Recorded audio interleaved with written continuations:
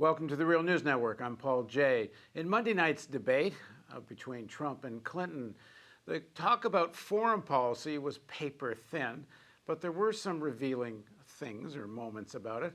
And now joining us to talk about that is Gerald Horne. Gerald joins us from Houston.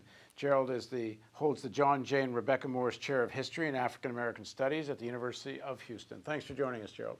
Thank you for inviting me. So a few things on the foreign policy side I thought we could discuss. First of all, Donald Trump, who during earlier times in this campaign was pillaring Hillary about her advocacy of regime change, and in fact also attacking Jeb Bush and other Republican candidates for advocating regime change. He was very quiet about it on Monday night. He didn't use the words regime change. I wonder if it's because it turns out Donald Trump himself advocated regime change to some extent in Iraq, but very clearly in Libya. Well, if you look at this U.S. presidential election from 30,000 feet, it does not reflect very well upon the U.S. system. On the one hand, you have Hillary Rodham Clinton, who was the chief architect of the disastrous overthrow of the Libyan regime in 2011, who voted in favor of the overthrow of Saddam Hussein in 2003, which shows that she is not a person who's learning the lessons from her mistakes. And on the other hand, you have Donald J. Trump, a man who has threatened to use nuclear weapons at the slightest provocation, according to Hillary Clinton. A random tweet might set him off. At the same time, you have Donald J. Trump, who in many ways is advocating a pre-February 2014 policy towards Russia, that is to say pre-Crimea intervention towards Russia. Recall that President Obama wanted a reset with Russia so he could pivot towards China. And you have Hillary Rodham Clinton, who apparently wants to confront both simultaneously, and there lies a path for disaster. So it presents the electorate with two unappetizing choices. So when you compare the two unappetizing choices, what do you come down to? Well, fortunately, the ramshackle Electoral College provides some options for progressive voters. As Al Gore could readily tell you, the person who gets the most votes in a U.S. presidential election does not necessarily win. A U.S. presidential election is actually 51 different elections, 50 states plus the District of Columbia. We know already who's going to win in the Mountain West, in Dixie, on the Pacific Coast and the Northeast, and a good deal of the Midwest, that is to say the upper Midwest. That's why the candidates are frequently flying into North Carolina, Florida, Virginia, Colorado. So it seems to me in those 40 plus states where we already know the result in advance, the progressive electorate should try to send a signal to the eventual winner by casting a vote for a left-wing candidate, for example, the Greens.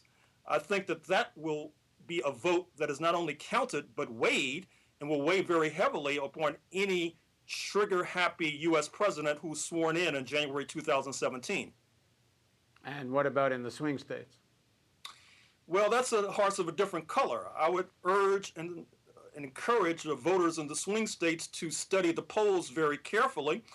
For example, I may vote in North Carolina this year, where I voted for the past 2 decades, and I'm going to study the polls almost up to election day to determine whether or not it is a worthwhile vote to vote against the two-party system, the duopoly that has brought us disaster and catastrophe.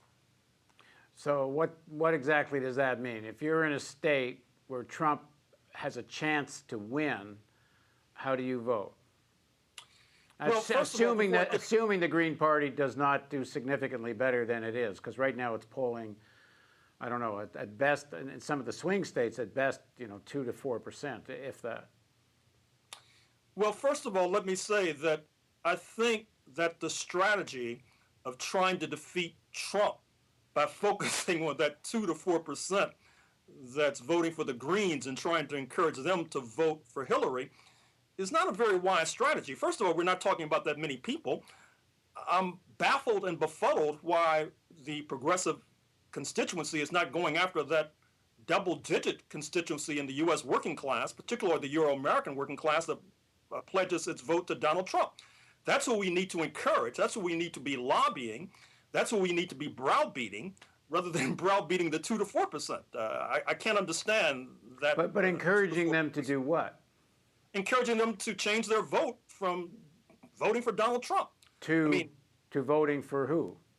Well, to at least vote for Clinton, or perhaps vote for Jill Stein. Perhaps Jill Stein is a bridge too far, but at least not to vote for Donald Trump. So that's what I want to dig into and on the foreign policy side, because there's been a lot of debate about who's really more dangerous on the foreign policy side. And frankly, I think you can make the argument both ways. Clinton has a terrible history of hawkishness, helped destroy Libya, helped destroy Syria, and helped destroy Iraq, and has played and certainly a leading role in destroying Libya. On the other hand, she does, and I think in my mind this might be the deciding factor, even, is that she does defend the agreement with Iran, even though I don't know how enthusiastic she was in the beginning, and even though she tells lies about the Iranian nuclear program, she does defend the Iranian agreement, and Trump has said he will tear it up and is surrounding himself, including his vice president and others, most of his advisors, who also want to tear it up. And he's made nice with Sheldon Adelson, who's giving him apparently $25 million. So on that Iran deal, does that a sort of deciding factor why one might think Clinton's foreign policy could be at least less disastrous than Trump? Well, I think that's a fair point. Keep in mind, not only is Donald Trump hostile to the Iranian nuclear deal, he's told the voters of South Florida that he'll break away from President Obama's entente with Cuba. The fact that in the first few moments of the debate last night, he tore into China is not reassuring. His hostility towards Mexico bids fair to ratchet up tension and pressure and hostility towards the Mexican American and the Latino population. So I wholly and totally understand the fear and fright on the left with regard to the prospect of a Trump presidency. At the same time, there's more than one way to try to defeat Donald Trump. And the way that's now being suggested, which is whittling down the Green vote from 3% to 1.5%, it seems to me that's almost like a waste of time. And why do you think the progressive forces and such have so little influence amongst that section of the working class that supports Trump? Although I have to add, my barber, his father, he was telling me, 33 years in the military, supported Sanders, and now supports Trump. It's a complicated mix of why people are supporting Trump.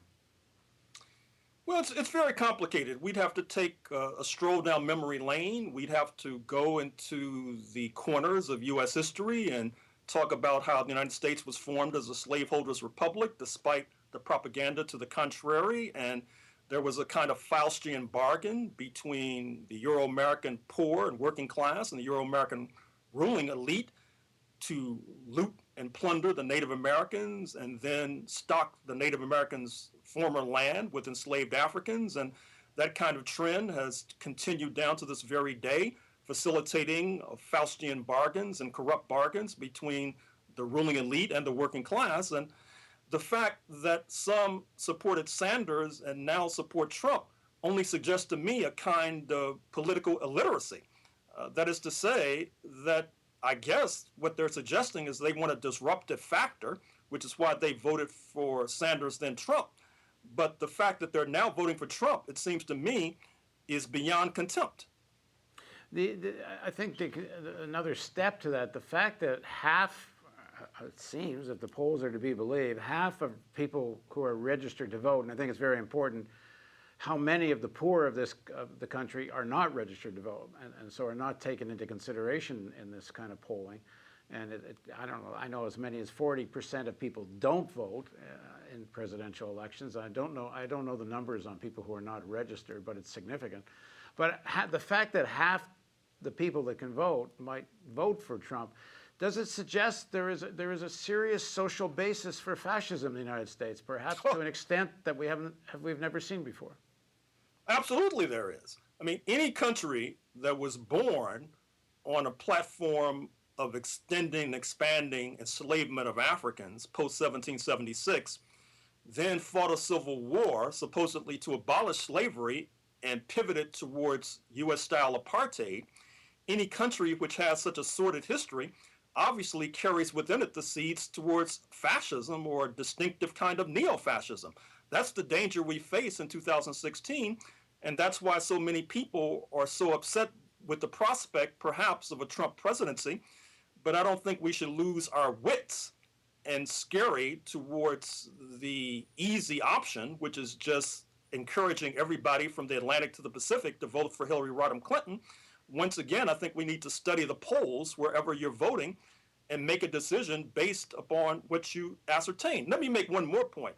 If you look at the right-wing journals and organs, already they're looking at a second vote, which is the most important vote, which is the vote in the Electoral College in December 2016. They tell us in the right-wing blogs and journals that the electors of the Electoral College are not sworn to upholding the vote that takes place in November 2016. That is another issue that it seems to me is eluding the grasp of many progressive constituencies and voters. So expand on that then? What's the point they're trying to make there? Well, let us say that the right wing is busily organizing amongst the members of the Electoral College. Let us say that when the Electoral College meets in December 2016, they've lobbied sufficiently whereby the Electoral College will say, we recognize perhaps that the Democrats won the presidential election, but as we interpret the law and as we interpret the Constitution, the Electoral College is not sworn to uphold that particular vote. As we interpret constitutional history, the Electoral College was specifically established to prevent a so-called wrong decision. I mean, that's the sort of discussion that we need to be having and we need to be forestalling. But that's highly unlikely, isn't it? Especially given the preponderance of the elites seem to be supporting Clinton, including much of the Republican elites. You are correct. As a matter of fact, you've hit on a very important point, which I think might be helping to push working class voters towards Trump, which is the fact that the mainstream press, the New York Times, the Washington Post in particular, are bitterly hostile towards Donald J. Trump. I would say even to the point of distorting what is thought to be, or what was thought to be, sort of straight ahead news coverage. And I think because the elite press has taken such a turn, such a partisan turn, the working class constituency, which knows that the elite press does not have their best interests at heart, may be turning reflexively towards Donald J. Trump. To your main point, I do think it is unlikely that the Electoral College will overturn the results of the November vote. At the same time, such strange political times, I don't think we can rule anything out. Now, in the 1930s, when capitalism was deep in crisis, there was a significant support for outright fascism in Europe, and of course in Italy and Germany, and eventually took over much of Europe. Direct fascism was the answer to the crises.